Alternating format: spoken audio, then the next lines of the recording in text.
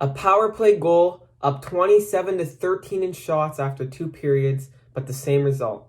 A 3-1 loss, and this is the Pesky Nucks review for Game 16. Yes! Yes! Yes! God, yes! Big Branson got traded. What? They did it! Yes! Damn, what about you? What's up, Canucks fans? It's David, and I'm here to break down Game 16 of the season. Canucks lose 3-1, and their record becomes 6-10 on the year. And I was talking last time about how important this game would be, and it doesn't happen for Vancouver. There are positives to take away from it, though, unlike what we've seen in the past, honestly, 4 games. There were positive signs, but I guess I'll just break down the game first before I get to those. So, to start, there was a few lineup changes today. Not in net, though. Holtby goes again after playing on Saturday. I was very surprised myself. In the last video, I said Demko will play. Demko has been the better of the 2 goalies today. This season. Holtby's been shaky and honestly was again today. I know, it wasn't really his fault. The first goal was a bang-bang play. Second goal is a Matthews shot from the slot. And the third goal is a quick play in front of the net again. But, come on, it would have been really nice to have one of those. And it's one of those games where it feels like if Markstrom's in net, and I know this is easy to say, but it just feels like it would have been different. But Holtby gets to start after his kerfuffle with Miller last game. The players spoke about it, though, with the media. They're good. Obviously, it's normal to get heated, and he starts. Besides that, Tyler Mott's out on IR. Virtanen slots in, and Gaudette slots in. And so a few lineup changes. Ericsson's out. You see Justin Bailey there. He looked good. He was skating, but I'll break down the game. First period, and Vancouver just got scored on so many times in the first 5 minutes of the game, and they make it out of the first 5 minutes without getting scored on. Actually, the shots, I'm pretty sure, were 5-1. They were looking good. And with about 7 minutes into the game, so made it a bit longer, Morgan Rielly scores off a kind of a rough bounce in front that ends up with a nice quick pass onto his stick, and he buries it. It's kind of hilarious. Edler was the high guy on that play. I don't know what he was doing at the blue line, but anyways, kind of just a mess in our own zone. And I thought, here we go again. But Vancouver actually really responded. They pushed it. They pushed the play. They started getting chances. Bailey gets absolutely robbed by Freddie Anderson off a great play. 2-on-1, 2-on-0-ish with Sutter. Makes a nice pass right on his stick, and he just can't bury it. Scary incident late in the first. Höglander takes a Jordy Ben shot to the face. He ended up coming back in the second, though, thankfully. There was a big cut right above his eyebrow. Needed stitches, but he was back, and he looked good this game. I don't know, Höglander's been really exciting. And it's noticeable when he's out there. He just pushes the play. Even if he doesn't have the puck on his stick, he's just so feisty. He's hard on that forecheck, and he really has been one of the bright spots over these really bad games. So I was impressed with Höglander. Doesn't end up on the score sheet. Doesn't have the most incredible numbers, but he's been fun to watch, and he was good again tonight. Anyways, the second comes around, and Vancouver gets a power play, and Pettersson scores.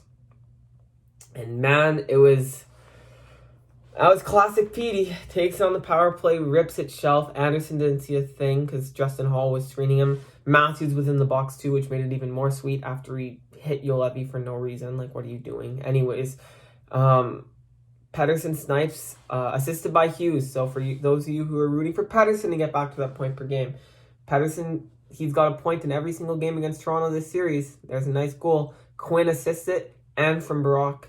The three Calder boys get in on it, and it's 1-1. And Vancouver just looks so good. I was really impressed. They, Kevin Bieksa said at the end of the last game, they've just been too easy to play against this year. And today they weren't easy to play against. They weren't. They're finishing their checks. Edler is the most I've noticed him. I know he was out of position on the first goal, but he was just hitting people.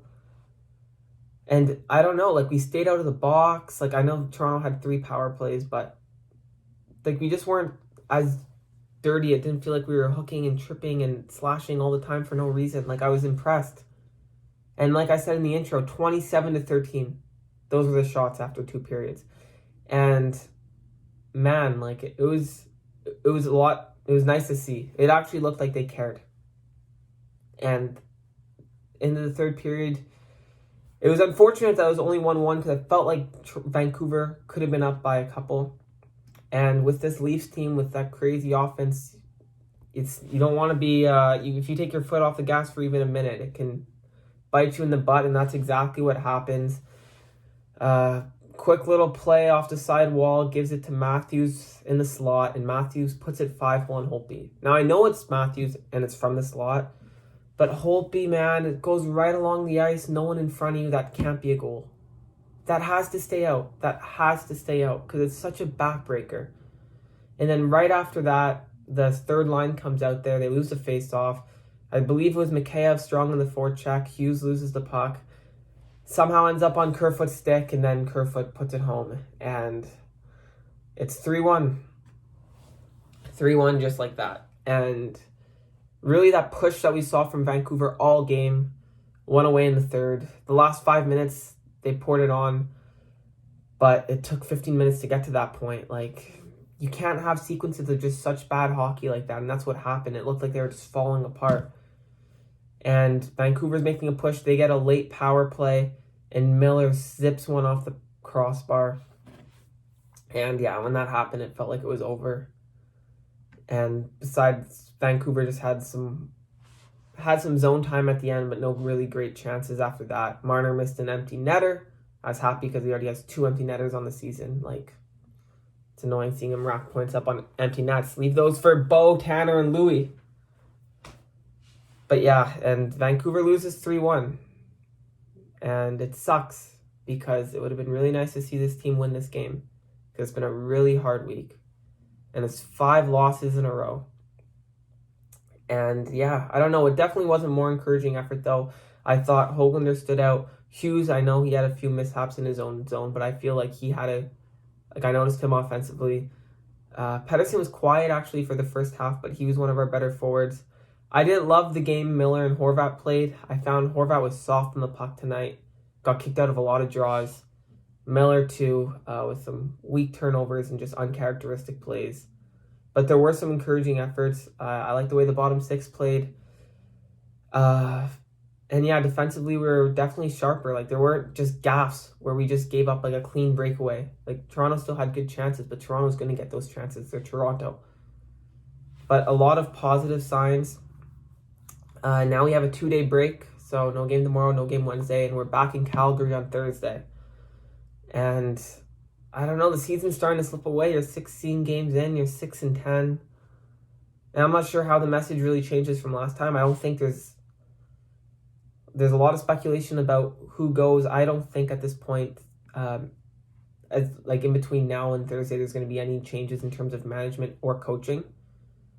In terms of players, apparently Goddard and Virtanen are open to the market. They're just testing the waters to see what they can get. So maybe we'll see a trade happen, but I don't think a ton changes between now and Thursday, and it's going to be up to the team to respond again and bring it for a full 60 minutes this time. You know, Markstrom's going to be working him to make sure that he has a good game on Thursday, and I expect to see Demko. I expected to see him tonight. I don't know why Holtby played. I don't think Holtby played good. It wasn't his fault they lost, but you're not going to win many games where you score 1 goal. But again, not a super solid night for Holtby. I would have rather see Demko, but I think we're going to see Demko on Thursday against Markstrom, and that's going to be a good game.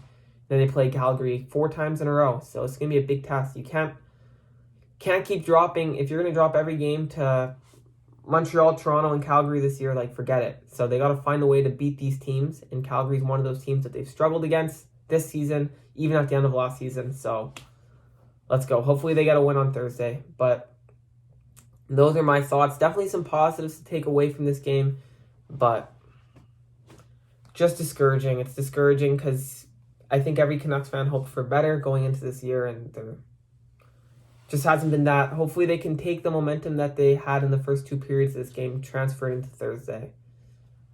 And that's it. I thank you for watching. Do you think anything happens between now and Thursday with either management or coaching or trades? Let me know what you think, what you thought of the game. And yeah, if Demko goes Thursday, because I thought Demko was a for sure start today. So let me know. Thank you very much for watching. Please like, comment, and subscribe if you liked what you watched. Follow me on Twitter at FanVancouver. And yeah, hope everyone has a good week. And go Canucks go.